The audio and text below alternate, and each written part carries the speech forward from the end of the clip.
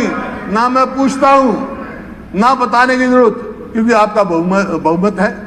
बहुमत के मध्य पे आप मैं सुन भी लूंगा, आप बता भी जाओगे, हाथ भी खड़े कर लोगे, लेकिन अपने हल्के में जाके दिखाओ, कोई उचाना में जाके दिखाओ, तो कोई वहां जाके दिखाओ, तो कैमरा में जाके दिखाओ, फिर मैं मान जाऊंगा। अपने हल्का में जाके ये अपनी उपलब्धि जो आपने गाई ने कहा था, ये अपने लोगों में जाके बताओ भाई हमने बहुत अच्छा काम किया है, तो मैं आपको श्रेय दूंगा। अध्यक्ष महोदय, मैं प्रस्ताव करता हूं कि हम श्री मनोहर लाल मुख्यमंत्री के नेतृत्व वाले हरियाणा मंत्रिमंडल में अपना अविश्वास व्यक्त करते हैं।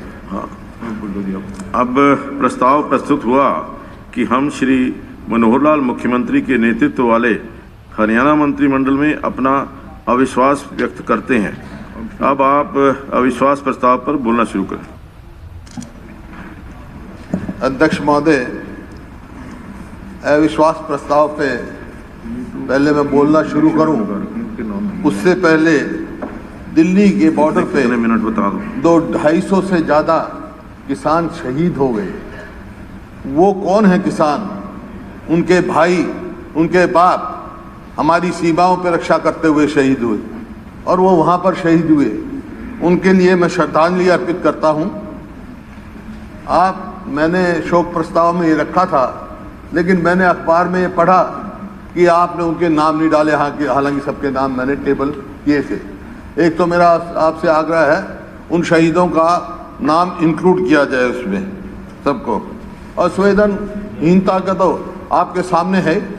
यहाँ इनके मंत्रियों के ऐसे बयान आए हैं, कोई कह रहा है ये तो कुदरती मर गए, कोई कह रहा है पाकिस्तानी है, कोई कह रहा है चीनी है, कोई कह रहा है पाकिस्तानी है, और कोई कह रहा है खालिस्तानी है, कोई कह रहा है आतंकवाद है। और मुख्यमंत्री जी ने कहा कि केवल वो तो पंजाब के हैं। तो एक बात मैं पूछता हूं कि केवल पंजाब के हैं? कल महिला दिवस की बात हुई, महिला दिवस पे बात हुई, मुख्यमंत्री जी ने कहा अरे वो महिलाएं नहीं है क्या जिनकी, जो हमारी बहन बेटियां वहां बैठी हैं, जिनके शौचालय भी, बिजली के कनेक्शन भी काट दिए गए, उससे ज्यादा क्या शर्म की बात है? इस किस्म के बयान आए हैं। मान्यवर, ये जो सरकार है, ये बहुमत की सरकार नहीं। 2019 में बहुमत नहीं मिला था भारतीय जनता पार्टी को, लेकिन एक और पार्टी जो है उसकी बैसाखियों पे सरकार बनी। कौन सी पार्टी बनी? जो क्या कह के आए, क्या वायदे किए, क्या मैनिफेस्टो उन्होंने किए, ये आपके सामने है, मैं उसकी चर्चा करूंगा। वो पार्टी जो इनको जमुना पार करने की बात कह रही थी, आज यार बन रही है। 175 पार करने की बात कह रही थी, एक जमुना पार करने की बात कह रही थी, आज दोनों कुर्सी के लालच में सहयोगी बने हैं आपके सामने। मैं उप मुख्यमंत्री जी कल बोल रहे थे, दुष्यंत जी, तो उन्होंने एक बात कही, मैं बड़ा हैरान हुआ इनकी बात से। इन्होंने कहा कि चौधरी देवीलाल कहते थे किसानों को समझाया नहीं जा सकता, बकाया जा सकता है। वो मेरे बुजुर्ग थे, बेशक हम राजनीतिक विरोधी रहे हैं, कभी हमने ऐसी बात नहीं कही। क्या आप उन्हीं के उस पर चल रहे हैं? जितना बहकाने का काम किया है, जो आपके मैनिफेस्टो में आया है, सब बहकाने उन्हीं की पत्तियों पे चल रहे हैं क्या? मैं आपके हिसाब पूछना चाहता हूं, उन्हीं का पालन कर रहे हैं। ये सरकार लोगों का विश्वास खो चुकी, पूर्ण रूप से खो चुकी है। जब ये गांव में हलकों में नहीं जा सकते, और हेलीकॉप्टर लेके कोई कैमरा में जाता है, वहाँ हेलीकॉप्टर लैंड नहीं किया जाता, कोई हेलीकॉप्टर लेके चौटाला में जाता है, ना उचाना में जाता है, वहाँ हेलीकॉप्टर नहीं लिया जाता। तो आज का हरियाणा की सरकार की क्या स्थिति है? इतिहास आपने पढ़ा होगा। अध्यक्ष महोदय, इसकी तुलना मुगल का जो आखिरी शासक था शाह आलम की सरकारों से किया जा रहा है। सल्तने शाह आलम अज दिल्ली ता पालम, मतलब दिल्ली से पालम तक ही जा सकते थे वो, वैसे शाह आलम थे। तो आज सरकार की स्थिति है, सरकार मनोहर का सिलसिला आज चंडीगढ़ तक पंचकुला, मतलब 26 तारीख को झंडा फहराने पानीपत नहीं जा सके, वो पंचकुला जाके फहराया। ये स्थिति आज सरकार की है। अरे रोम जल रहा है और नीरूबासी बंसरी बजा रहा है, ये स्थिति आपके सामने है। देखिए, प्रजातंत्र में वाद विवाद, संवाद समाधान, ये तरीके होते हैं। अध्यक्ष महोदय, हम एक प्राइवेट मेंबर बिल लेके आए, आपने उसको रिजेक्ट किया। मैं पूरा सम्मान करता हूं आपका। आपने उसको रिजेक्ट किया किस बात के लिए कि ये कृषि कानून का जिक्र किया है, ये केंद्र का विषय है और इनका स्टे हुआ है, आपके एम्स ऑब्जेक्ट में लिखा हुआ है, ये लिखा है।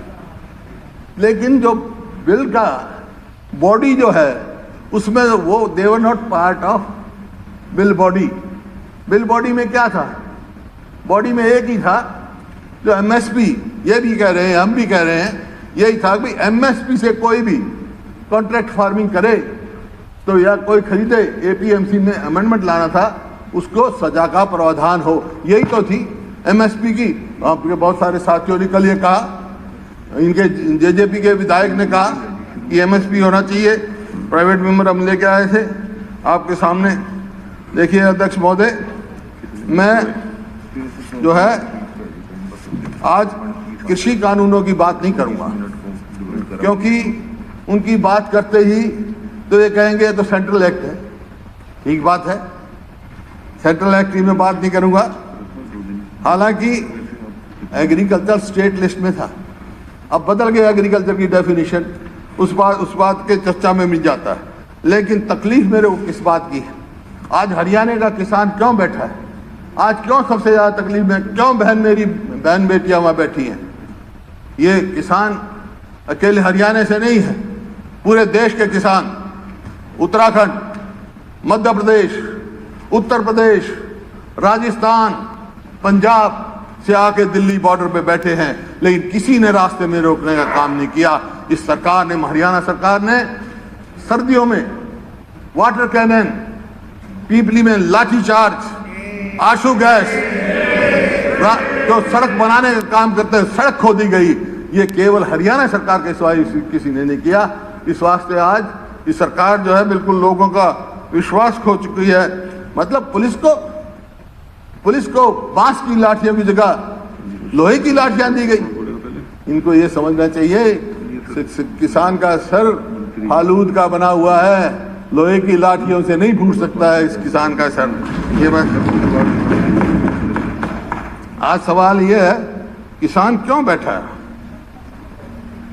क्योंकि इन्हीं के वायदे की बात पे, इनके मैनिफेस्टो आप उठा के देखें, एमएसपी का वायदा, जेजेपी के मैनिफेस्टो में यह है, न्यूनतम समर्थन मूल्य की पर फसल खरीदने का मूल्य कानून बनाया जाएगा और फसल की खरीद पर 10% या 100 रुपए प्रति क्विंटल बोनस दिया जाएगा। ना कानून बना, ना 10% मिला, ना 100 रुपए बोनस मिला। बीजेपी का है 2014 में कहा किसानों की फसलों का दाम 50% मुनाफे के साथ दिए जाएंगे।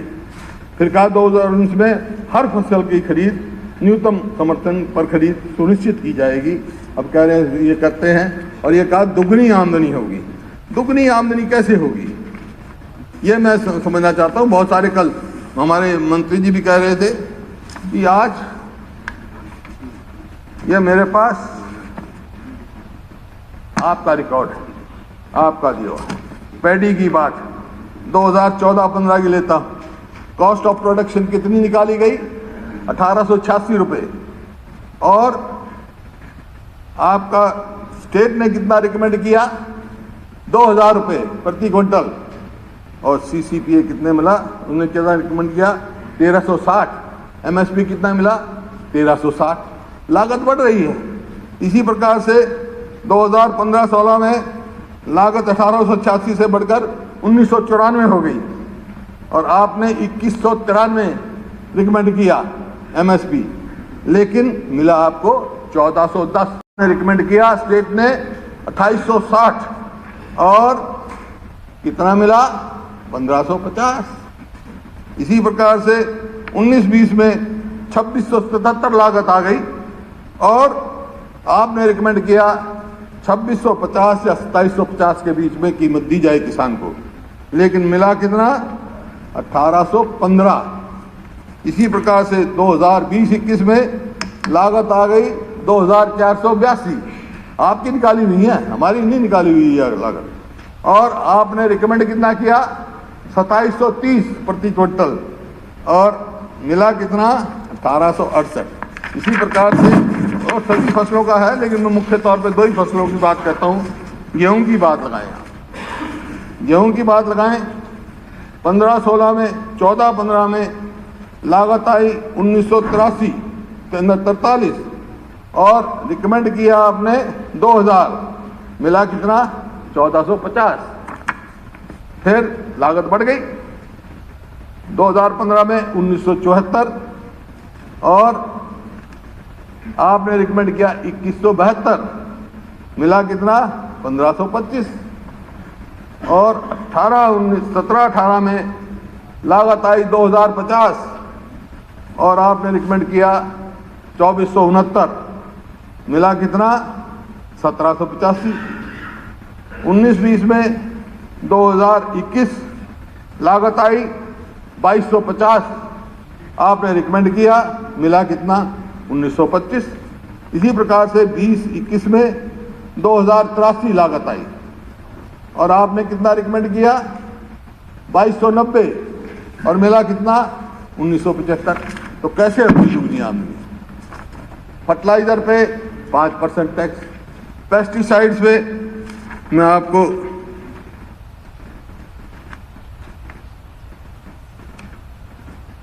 28% तक का टैक्स बढ़ा है। दुगनी कीमत हो गई, लागत बढ़ गई, डीजल कहां से कहां पहुंच गया, लेकिन आमदनी नहीं बढ़ी किसान की। कैसे करेंगे आप दुनिया? यह आपका वायदा था, और इनका न्यूनतम मूल्य पर फसल खरीद का कहां गया का वायदा।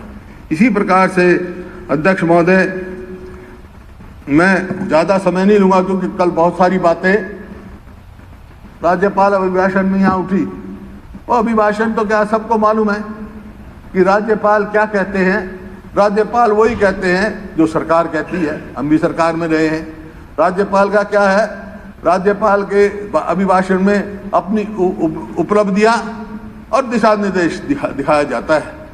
पिछले साल का राज्यपाल का अभिभाषण पढ़ो और इस साल का पढ़ लो, कोई उपलब्धि नहीं, सिर्फ जो है आपके जो इसमें निराशाजनक प्रशंसा पत्र कह सकता हूं, और कुछ नहीं उसमें। तो आपके सामने कहा। फिर कल बेरोजगारी का बड़ा जोर शोर से बेरोजगारी का मुद्दा उठा, और उसमें कहा गया कि CMEI तो किसी प्राइवेट उस संस्था की है, जिसने कहा कि आज हरियाणा बेरोजगारी में सबसे ऊपर है। ये मैं अकेला नहीं कह रहा, ये तो 5 सितंबर की है, दुष्यंत जी की। 5 सितंबर 19 का दुष्यंत जी का है। शर्मनाक आंकड़े, बेरोजगारी के मामले हरियाणा देश में सबसे आगे नंबर 1 पर पहुंचा।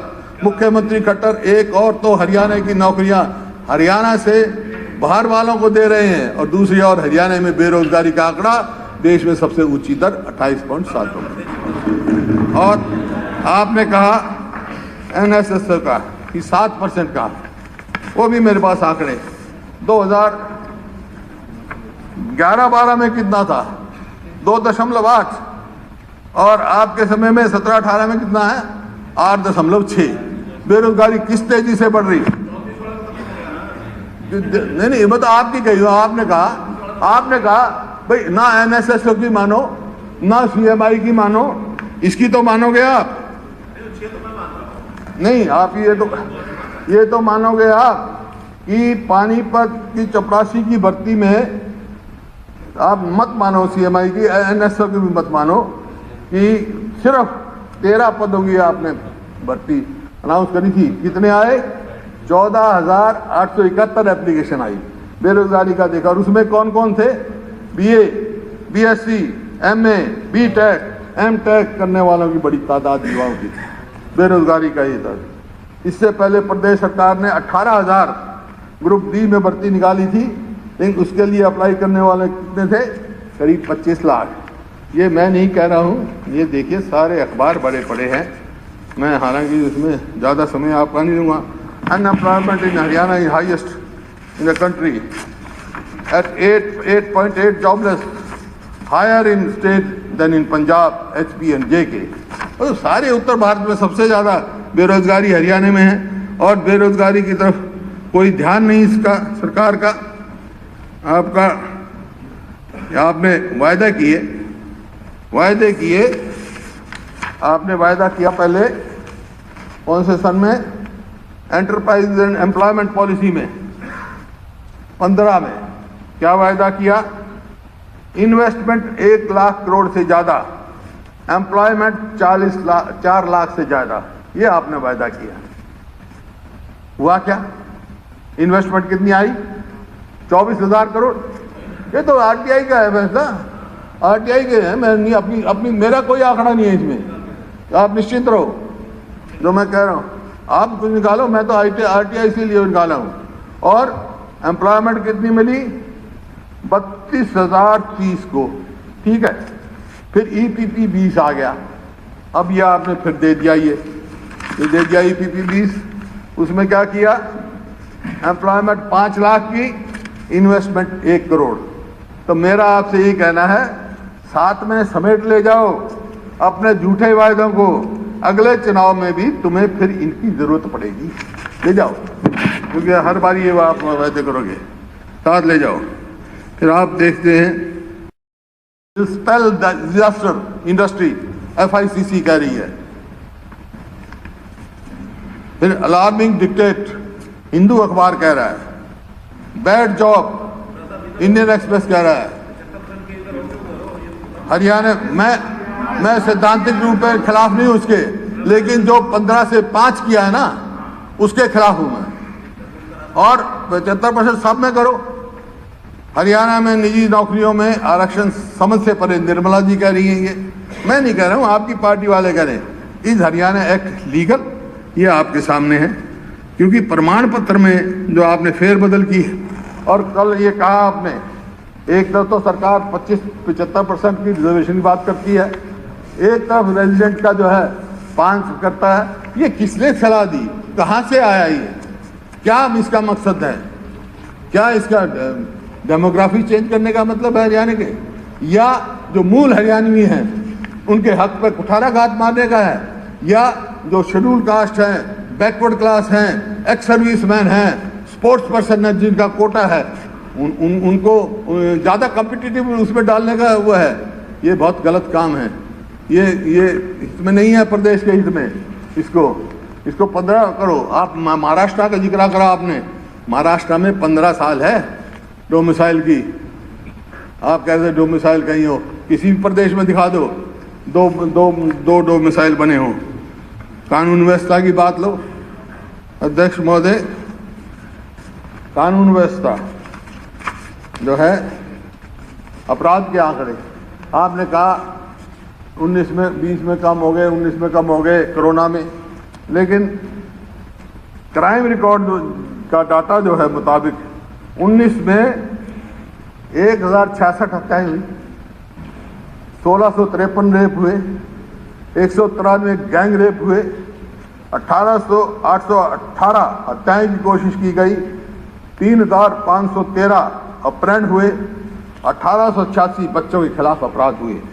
यानी रोज 3 हत्याएं, 5 रेप, रोज 10 अपहरण और रोज 5 बच्चों के अपराध। और NCRB जो 218 के आंकड़े बताते हैं कि हरियाणा में औसतन रोज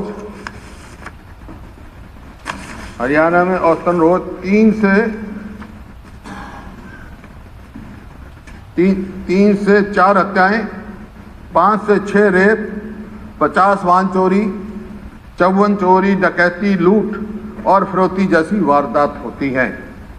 राष्ट्रीय अपराध रिकॉर्ड NCRB में दर्ज 2018 के आंकड़ों के मुताबिक नशे के मामले में हरियाणा पंजाब से आगे निकल गया। हरियाणा में NDPCS के 2587 मामले सामने आए, जो उत्तर भारत में सबसे ज़्यादा है। साल 2018 में हरियाणा में नशीले पदार्थों से 86 मौतें हुई हैं, जबकि पंजाब में इससे कम 78 मौतें हुई हैं। इस तरह नकली शराब पीने से 162 लोगों की मृत्यु हुई है। 2020 का आधा साल तो लॉकडाउन में गुजर गया। पूरा हरियाणा एक पुलिस स्टेट बना हुआ था, फिर भी लॉकडाउन के दौरान धड़ल्ले से शराब की तस्करी हुई। आज पिछले दिनों की खबरों पर नजर डालेंगे तो लगेगा शरेआम फायरिंग और हत्या रूटीन हो गई। ये देखिए, हरियाणा में 3 मर्डर 4 रेप। नहीं रहा प्रदेश का, कोई भी देख ले आप, अखबार उठा के, मध्य प्रदेश कहीं से देख ले, Haryana sees gang rape every day, second day, every day. बेटियों की सुरक्षा चुनौती 1774, इतनी कुर्मे, क्राइम रिपोर्ट, सब आप कोई भी इसमें दिखा दें। और घोटालों की जो आपने लाइन लगाई हुई, घोटाले के मैं सारे डिटेल में जाता, लेकिन मैं गिरदावरी से घोटाला शुरू हुआ। गिरदावरी घोटाला, मुआवजा घोटाला, रैक्सील दवाई खरीद घोटाला, गॉल वॉल्यूम सीड्स घोटाला, बावल भूमि अवार्ड घोटाला, नई औद्योगिक नीति घोटाला, सरस्वती कुंज घोटाला, मेंबरशिप का, धान और बाजरा खरीद घोटाला, कपास बीज व नकली कीटनाशक खरीद घोटाला, फसल बीमा घोटाला, भूमि अधिग्रहण घोटाला, मीटर खरीद घोटाला। चलिए मैं आप बोल लेना, फिर मैं बता रहा हूँ। मेरे को आदत नहीं है, ये तो आपकी अखबारों में आई मैं पढ़ रहा हूँ। मीटर खरीद घोटाला, अवैध माइनिंग घोटाला, जो आपने खुद स्वयं स्वीकार किया हुआ है, गुड़गांव मेट्रो रूट बदलाव घोटाला, हाइडल प्रोजेक्ट घोटाला, रोडवेज घोटाला जो आपने किलोमीटर स्कीम चलाई थी, SCS में नौकरी, आटा घोटाला, हरियाणा में सरकारी संरक्षण में वो हुआ, रोडवेज फर्जी टिकट घोटाला, छात्रवृत्ति घोटाला, मीटर खरीद घोटाला 2, शराब घोटाला, धान घोटाला, रजिस्ट्री घोटाला। घोटालों की और बहुत हैं, और क्या क्या। असल में मैं आपको नहीं कह रहा हूँ, आपके नहीं, आपके साथ तो ये बन गई हरियाणा के लोगों में। देखो, एक गांव में सांग आ गया, ले आया कोई, और वो सांगी बेसुरा था, तो वो सब बेसुरा सांग गाने लग गया। तो एक बुढ़ा लाठी लेकर स्टेज के चारों तरफ घूमने लग गया। तो सांग जो गा रहा था वो डर गया, वो चुप हो गया। खट्टर साहब ध्यान से सुनो आप, वो डर गया। तो उसने कहा, बुढ़े ने, भाई तेरे तक कुछ नहीं कहता, मैं तो उसको तलाश कर रहा हूँ जो लाया था सांग, जिसने राज बनाया था तेरा, उसको देख रहा हूँ। तो सांग लाया था उसको देख रहे हैं लोग, जब तो घरों में नहीं घुसने दे रहे, जब तो गाँव में नहीं बढ़ने दे रहे।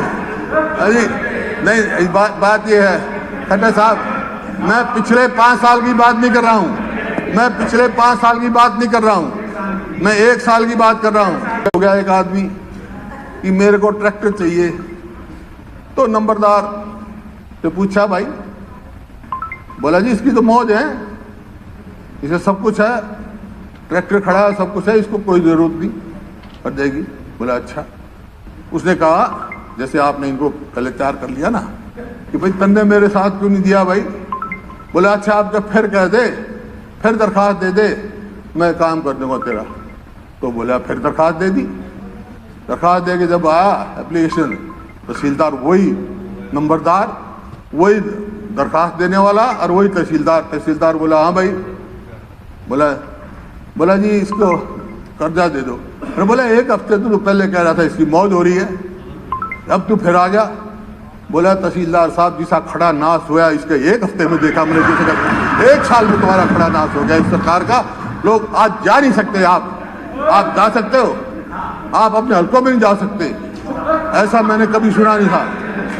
ऐसा बताओगे क्या? तो दुनिया नहीं, आज ही क्यों बताओगे? मेरे से बता रही जो तुम्हें समझता हूँ वो मैं ना पूछता हूँ, मैं पूछता हूँ, ना बताने की जरूरत, क्योंकि आपका बहुमत है। बहुमत के मध्य पे आप, मैं सुन भी लूंगा, आप बता भी जाओगे, हाथ भी खड़े कर लोगे, लेकिन अपने हल्के में जाके दिखाओ, कोई उचाना में जाके दिखाओ, तो कोई वहां जाके दिखाओ, तो कैमरा में जाके दिखाओ, फिर मैं मान जाऊंगा अपने हल्के में जाके। ये अपनी उपलब्धि जो आपने गाई ने कहा था, ये अपने लोगों में जाके बताओ भाई हमने बहुत अच्छा काम किया है, तो मैं आपको श्रेय दूंगा, आपका वाह वाह करूंगा। इन्हीं शब्दों के साथ मेरा प्रस्ताव है कि अविश्वास प्रस्ताव पास किया जाए और जितने और विधायक हैं, एक और मेरा निवेदन स्पीकर साहब, मैंने आपका बयान पढ़ा है, वो ऐसे स्पीकर साहब को देना नहीं चाहिए क्या कि जो विप डिफाई करेगा उसको डिसमेंबर किया जाएगा। रूल्स रूल्स ठीक है, रूल्स रूल्स तो नहीं, मैंने तो रूल्स पूछे हैं, उन्होंने रूल्स पूछे, मैंने रूल्स बताए हैं। उसको बाद में पूछेंगे ना। नहीं, प्रेस वाले अगर रूल्स पूछते हैं कि विप का क्या असर है, मैंने वो बताया। मेरा सभी से निवेदन है कि आप सीक्रेट वोटिंग कराओ, सीक्रेट वोटिंग कराओ, ये सीक्रेट वोटिंग कराओ। तो पता ये विप के द्वारा वोटिंग कराते हो, पता लग जाएगा कौन कहाँ खड़ा है।